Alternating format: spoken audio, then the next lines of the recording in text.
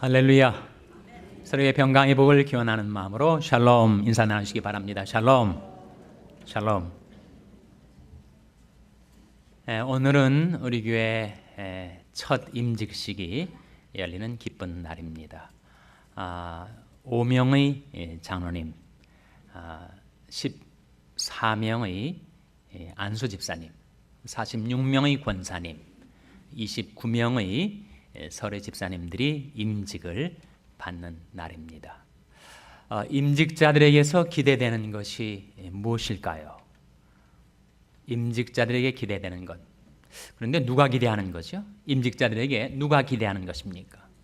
주님이 기대하시고 또 교회가 기대하는 것이 있다는 거죠.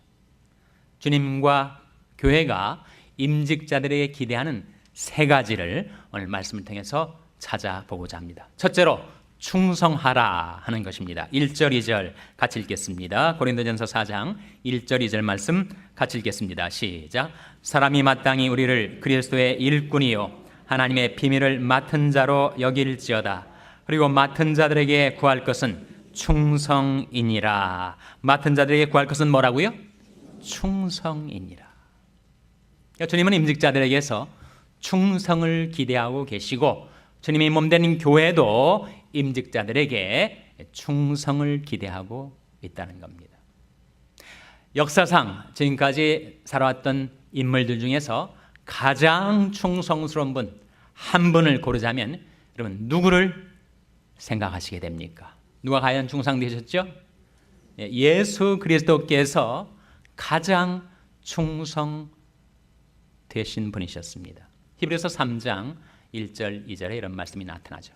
그러므로 함께 하늘에 부르심을 입은 거룩한 형제들아, 우리 믿는 돌이 사도시며 대제사장이신 예수를 깊이 생각하라. 저가 자기를 세우신 이에게 충성하시기를 모세가 하나님이 온 집에서 행함과 같으니. 그 말씀 속에 예수님께서 자기를 세우신 이에게 충성하셨다는 거예요. 자기를 세우신 이가 누구를 가리킬까요? 하나님이죠.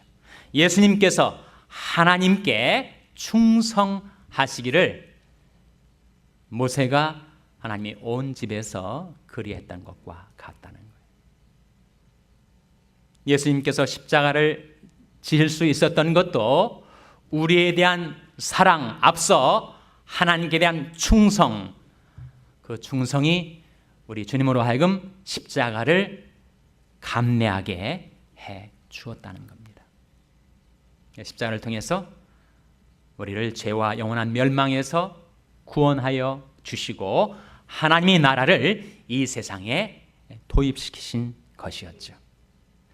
여러분, 예수님이 충성되시고 예수님을 닮아서 구약 성경 중에서 가장 충성된 사람 한 명하고 신약 성경 중에서 가장 충성된 사람 한 명을 고르자면 여러분 누구를 고르시겠습니까? 구약 성경에서 가장 충성된 사람 누구였죠? 모세였습니다. 모세가 이스라엘 집에서 하나님께 충성했던 것을 우리 주님께서 하나님께 충성되신 것과 비견할 만한 것이었다고 말씀할 정도로 모세의 일생을 우리가 새벽 시간마다 출애굽기 말씀을 통해서 상고해 가고 있는데 모세는 비저너리 환상가였습니다. 레볼루셔너리 혁명가였습니다. 스테이트먼 정치가였습니다.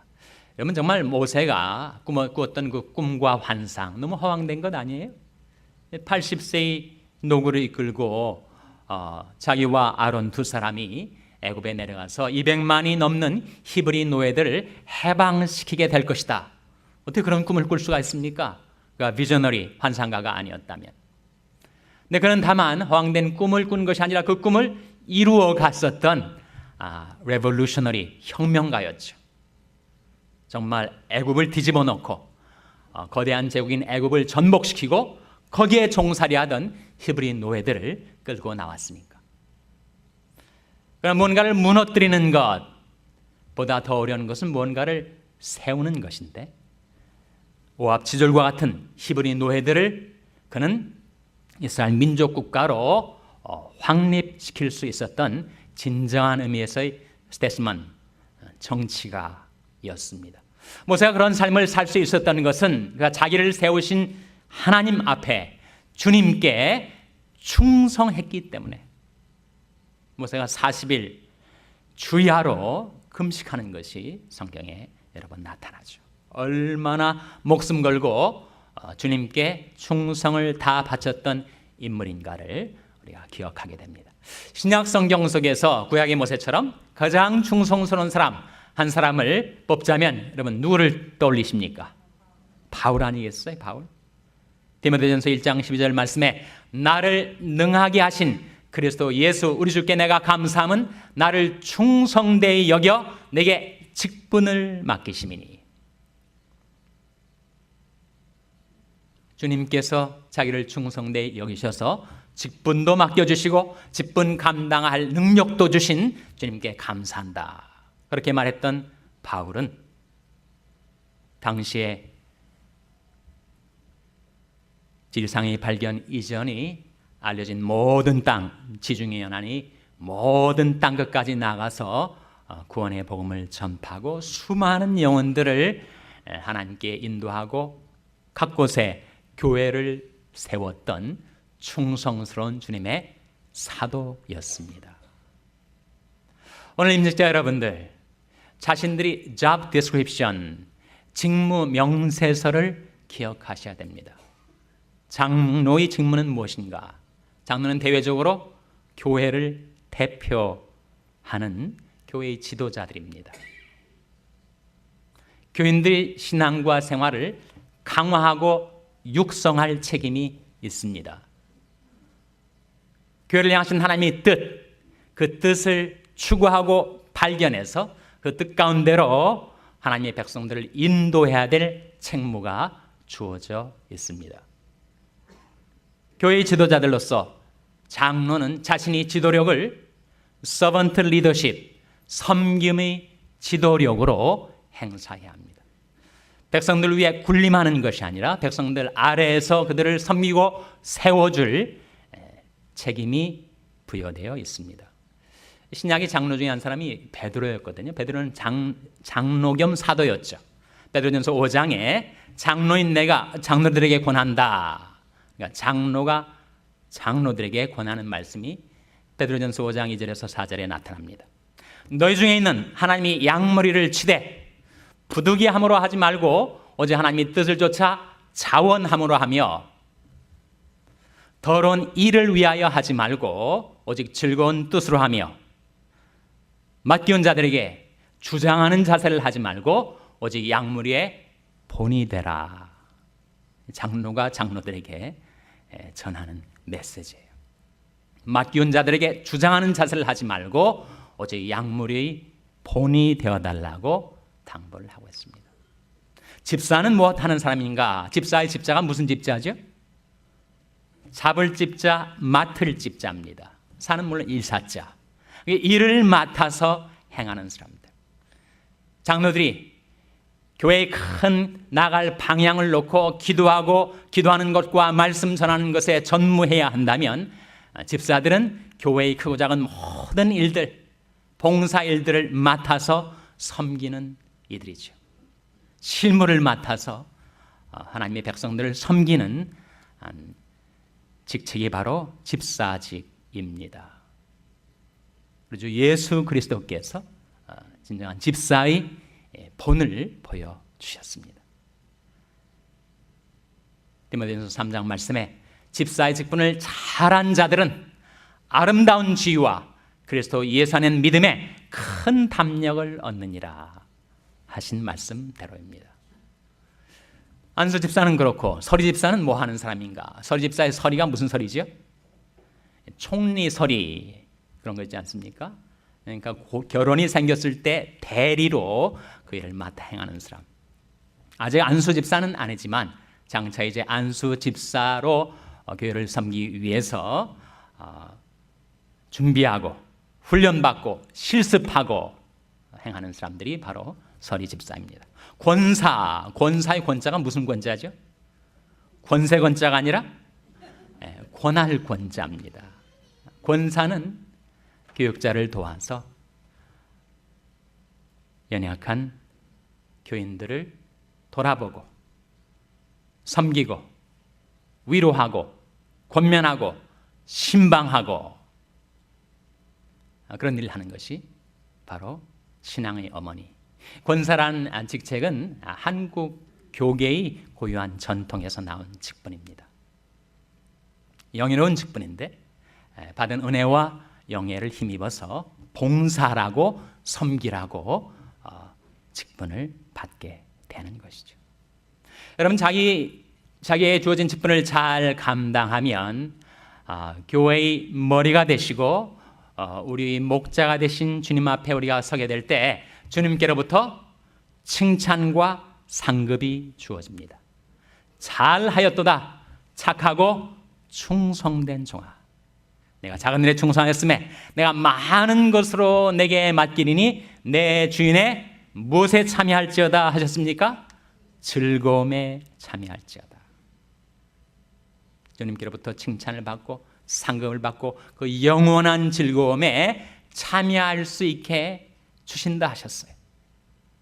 그러므로 내 사랑하는 형제들아, 견고하며 흔들리지 말며 오직 주일에 더욱 힘쓰는 자들이 되라.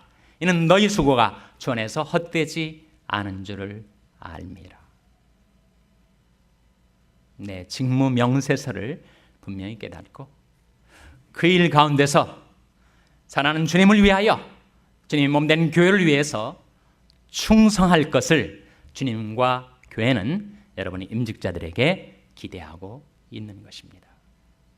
둘째로 임직자들에게 기대되는 것, 그것은 바로 판단하지 말라 하는 말씀이죠. 5절 같이 읽겠습니다.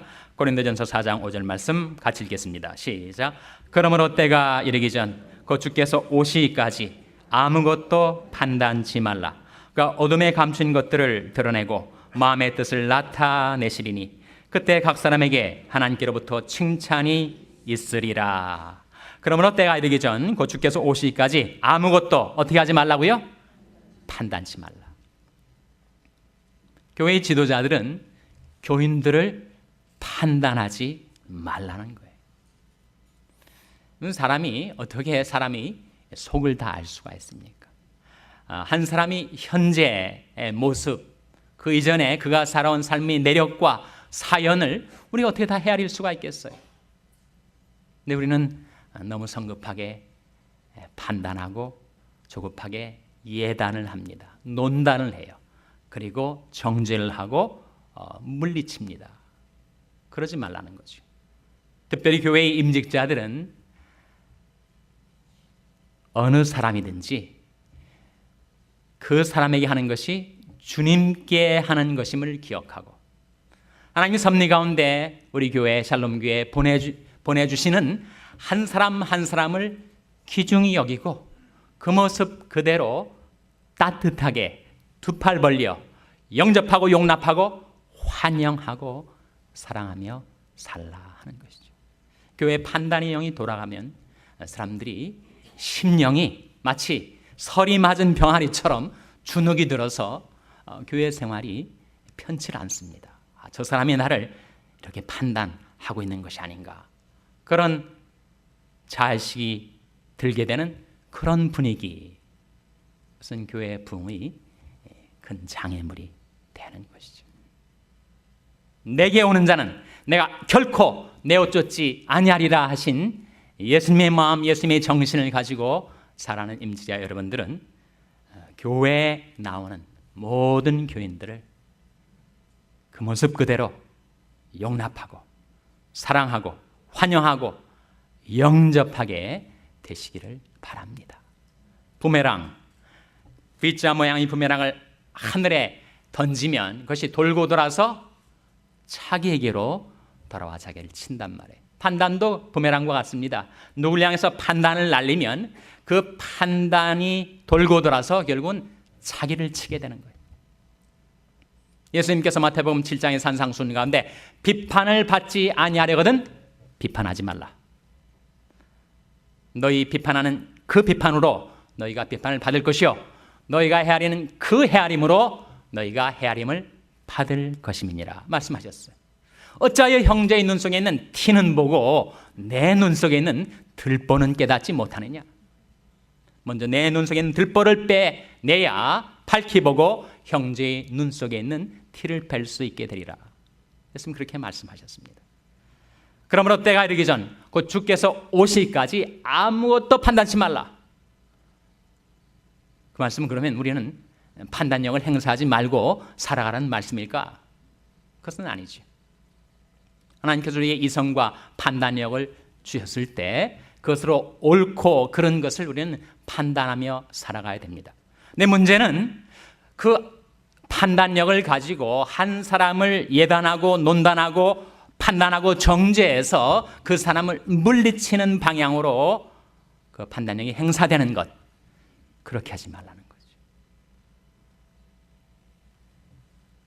사람이 아무리 판단력이 명민한 사람이라 할지라도 오판을 많이 합니다. 내가 보건대 분명히 이러할 것이다 라고 판단을 했는데 그 판단이 틀릴 때가 너무 자주 있다는 거예요.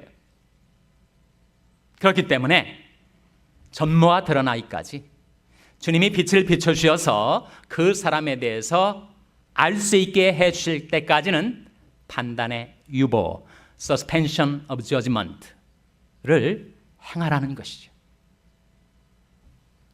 주님이 재림하실 때까지 아무런 판단을 하지 말라라는 말씀이 아니라 우리가 살아가면서 주님이 내게 오셔서 우둔한 나의 명석함을 열어주시고 인물과 사안의 진상과 전모를 내게 주님이 빛 가운데 드러내 주시기까지는 판단하지 말라는 거예요.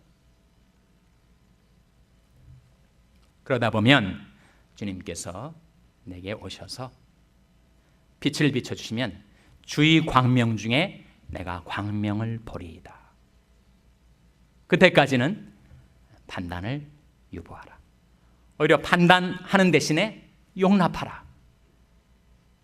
사랑하라. 그 모습 그대로 주님께서 나를 받아주신 것처럼 너도 형제를 그렇게 용납하고 사랑하라. 주님께서 임직자들에게 그리고 교회가 임직자들에게 기대하는 것, 그것은 판단치 말고 용납하고 사랑하라 하는 것입니다. 셋째로 임직자들에게 기대되는 것, 그것은 자랑치 말라 하는 것입니다. 7절 같이 읽겠습니다. 7절 말씀 시작. 누가 너를 구별하였느냐? 내게 있는 것 중에 받지 아니한 것이 무엇이냐? 내가 받았은즉 어찌하여 받지 아니한 것 같이 자랑하느냐? 뭐 하지 말라고요? 자랑하지 말라. 사람은 누구나 자랑하기를 좋아합니다. 어떤 때는 정말 엉뚱한 것 자랑해요. 정말 수치가 되는 것, 창피한 줄도 모르고 또 자랑할 때도 있습니다. 예레미야 9장 말씀에 이런 말씀이 나오죠. 여호와께서 같이 말씀하시되 지혜로운 자는 그 지혜를 자랑치 말라. 용사는 그 용맹을 자랑치 말라. 부자는 그 부함을 자랑치 말라. 자랑하는 자는 이것으로 자랑할지니 곧 명철하여 나를 아는 것과 나 여호와는 인애와 공평과 정직을 땅에 행하는 자인 줄 깨닫는 것이라. 나는 이 일을 기뻐하노라 여호와의 말이니라. 그런 말씀이 나와요. 이 세상 사람들이 자랑하며 사는 세 가지가 나옵니다. 자기 지혜, 지식, 학식, 기술, 그런 것을 자랑하는데 그거 자랑하지 말라. 용맹, 권세, 명예, 지위 이런 거 자랑하는데 그거 자랑하지 말라. 부함, 소득, 재산 그런 거 자랑하는데 자랑하지 말라. 자랑할 게 못 된다는 거죠. 얼마나 갑자기 날개를 내서 날아가 버리듯 사라져 버릴지 모르는 그런 것들 의뢰하고 자랑하며 살지 말라. 자랑하는 자는 이것으로 자랑할지니 곧 명철하여 나를 아는 것과 나 여호와는 인애와 공평과 정직을 땅에서 이 지구상 위에서 우리들이 삶 가운데서 행하고 계신 분이신 줄을 아는 것, 하나님을 자랑하라. 그런 말씀 아닙니까? 우리 모든 인생은 공술의 공수고의 삶을 삽니다. 빈손으로 와서 빈손으로 돌아갑니다. 세상에 어떤 부잣집, 재벌집 아들이 엄마 뱃속에서 태어나면서 금숟가락을 입에 물고 태어난 애가 세상에 어디 있겠습니까?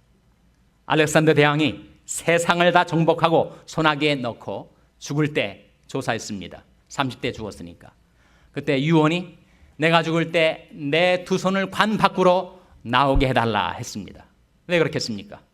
세상을 소나기에 쥐었지만 그 단 하나도 가지고 가지 못한다는 것을 후대에게 알리기 위함이었다는 거예요. 욥이 말했던 것처럼 내가 모태에서 적신이 나와 싸운 적, 적신이 뭐지요? 빨가벗은 몸. 내가 모태에서 적신이 나와 싸운 적 적신이 그리로 돌아가올지라. 주신 자도 여호와시요 취하신 자도 여호와시오니 여호와 이름이 찬송을 받으실지니이다. 세상 사람들이 자랑하는 그런 것들, 지혜나 용맹이나 부함을 자랑치 말라. 심지어 직분도 자랑치 말라. 직분 감당하라고 주님께서 우리에게 주신 은사도 자랑치 말라. 누가 너를 구별하였느냐? 내게 있는 것 중에 받지 아니한 것이 무엇이뇨? 받았은즉 어찌하여 받지 아니한 것 같이 자랑하느냐?